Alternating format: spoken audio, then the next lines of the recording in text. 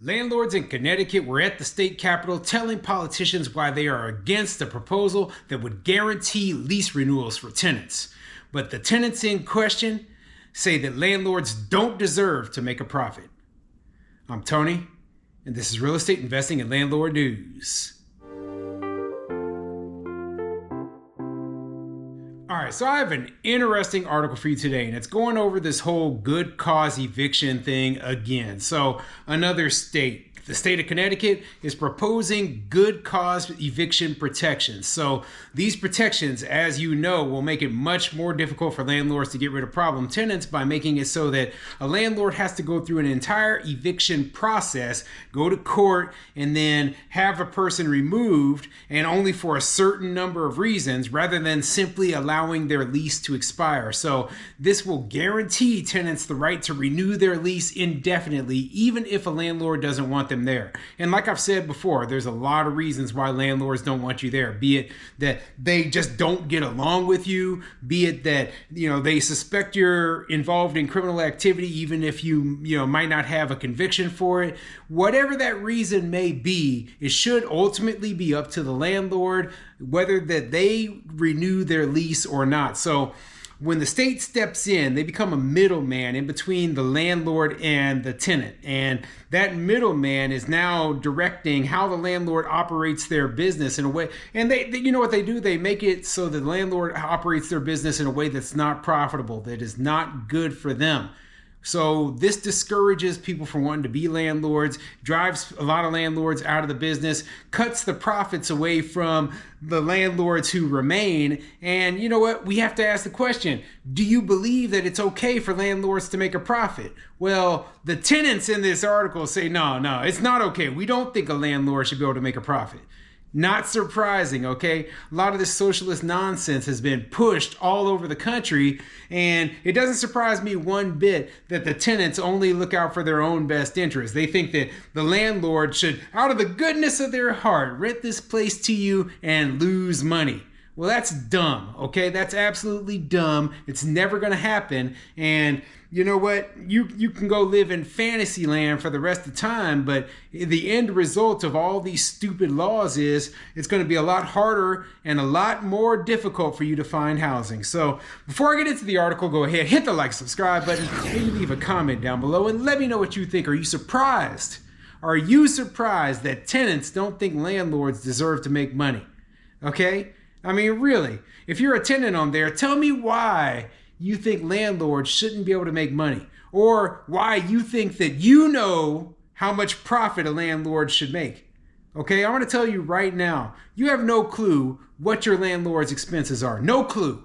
You have no clue how much money they make. Did you check their tax return? Did you go over their business expenses? No. So how can you say, well, you only need a 3% rent increase in order to make a profit? You have no clue. So shut up. That's what I'm saying right now. All you tenants who think you know how much a rent increase a landlord needs, shut up, because you don't know nothing. You don't know nothing. Man, that's horrible English. You know nothing, okay? So anyway, let's get into this article, okay? It's talking about the whole situation going on in Connecticut. This article is coming from Connecticut.news12.com, and it says, guaranteed lease renewal, tenants and landlords clash at the state capitol.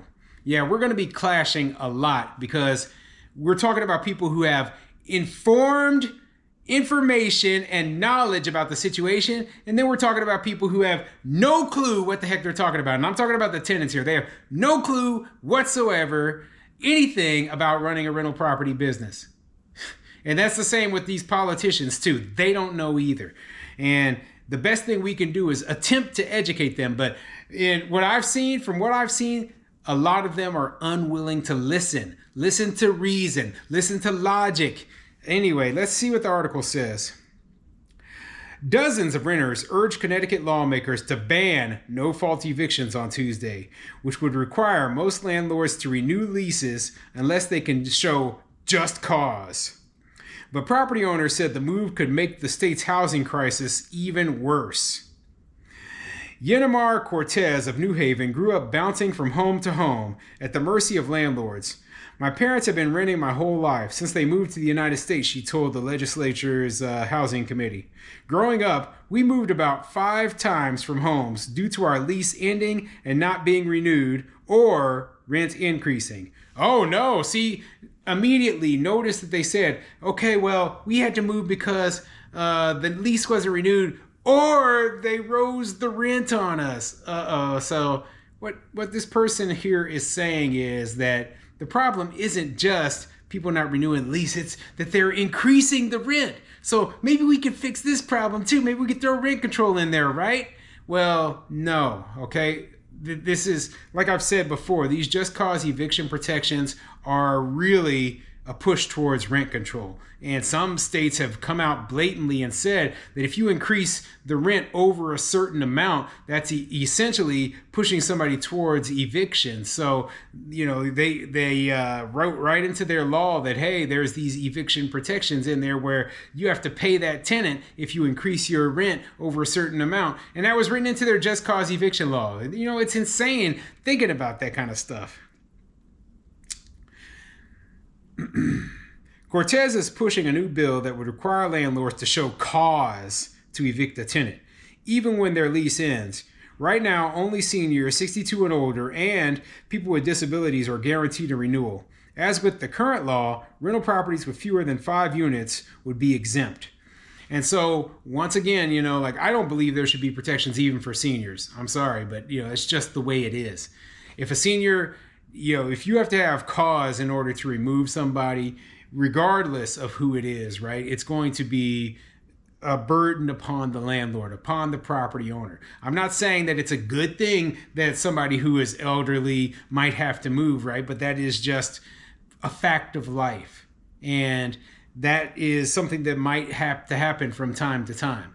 So they're going to go into what they say, why they say it's unfair to landlords here in this next part. Unfair to landlords. But landlords said the bill takes away their basic rights and warned that it could make Connecticut's apartment shortage even worse. The landlord will have to walk away, said Daniel Lax with the Connecticut Apartment Association. You want to create more housing, but nature eventually is going to have to create a new balance based on what this law does. Landlords could still evict tenants for unpaid rent, keeping a unit unclean and unsafe, or violating the lease. Property owners could also take the unit off the market or move into it themselves.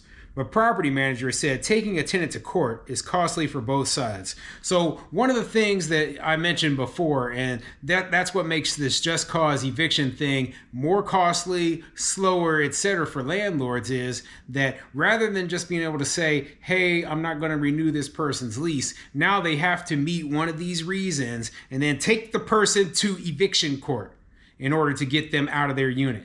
So, you know, that's a huge problem. You're sitting there and you're like, okay, before I could just be like, okay, at the end of this person's lease, I want to renovate their unit so that I can upgrade it and then get a new tenant in there that is paying a higher rent for the updated unit, right? Now you got to take the person down, go through the eviction court process, and, you know, show them, prove to them that you're actually going to renovate it. And, you know, that's going to cost you hundreds of dollars, if not thousands of dollars more. It's going to be a much slower process. It's just going to suck, okay? It's going to absolutely be awful, especially for the mom and pops, okay? How many times do I got to say that mom and pop landlords just do not have the sort of money to be able to keep these tenants housed when they need to get these properties moved? I mean, we have bills. We have lots of bills. And I don't want to have to keep anyone in my property for any longer than I have to. So yeah, this is absolutely ridiculous. It's putting such a burden on landlords, and I can't stand it. Cause evictions are difficult to prove. I can't bring smoke into a courtroom. I can't bring noise into a courtroom, said Lauren Tagliatella with Franklin Communities. We had a resident who repeatedly defecated in a common area of the building. They received several warnings and fines, but refused to stop this behavior. We did not renew their lease. Yeah, imagine that. A tenant defecating in the hallway, and you have to take them to eviction court rather than just saying, okay, well, we're just not going to renew this person's lease. No, you know what? the just cause eviction law, putting a burden on landlords, making it more difficult for us to do business, making more landlords not want to even become landlords or continue to be landlords. So yeah, it's only going to hurt the tenants. But here's the surprising part, right? The tenants, of course, are oblivious to the fact that, hey, you're hurting yourself. You're making it more difficult on yourself, and things are not going to improve just because these provisions are written into law. So here's what my thought is, okay? This is the real truth, that you're going to see more stuff like you see in California, okay? Where the landlords are literally paying the tenants to leave rather than going through the eviction process or having a tenant up in your unit that you don't want there anymore, okay? So they're just saying, here's a few grand, get out. And the tenants, they will take that money. So yeah, we're going to a system now where it's just basically going to be landlords are going to have to pay the tenants to get rid of them. The debate led to a tense exchange between Strasher and one lawmaker who's also a property manager. Is the discrimination based on the fact that the landlord is trying to make more of a profit? Asked State Senator Rob Sampson, a Republican from Walcott.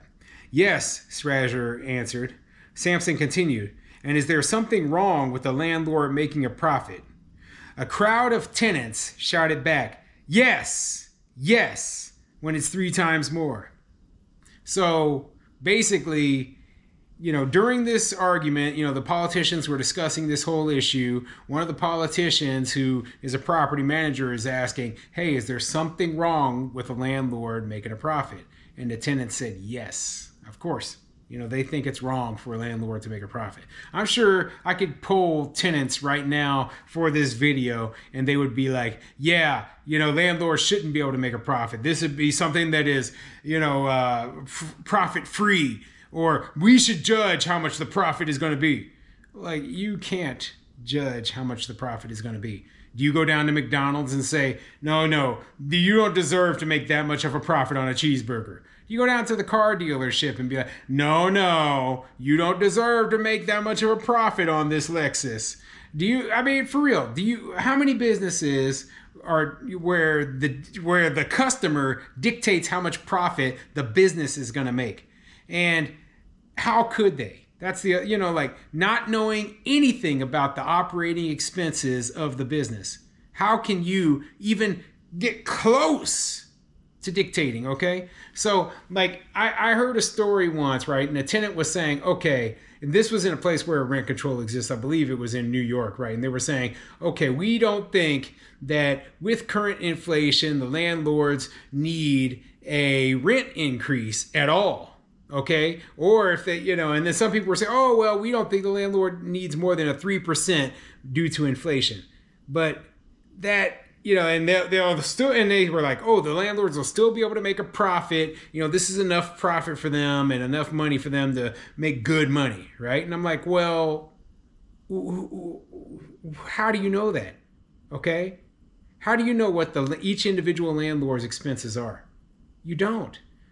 Like, for example, and I use this a lot, my insurance costs increased exponentially. And so I had to switch insurance companies over the last 12 months for every single property that I own.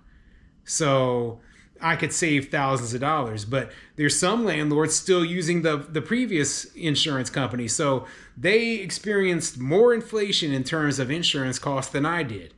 In terms of utilities, your utility expenses go up for some buildings that maybe use a boiler versus the buildings that have all electric heating. They had less increase in utility costs. Okay, so you can't compare even one building to another.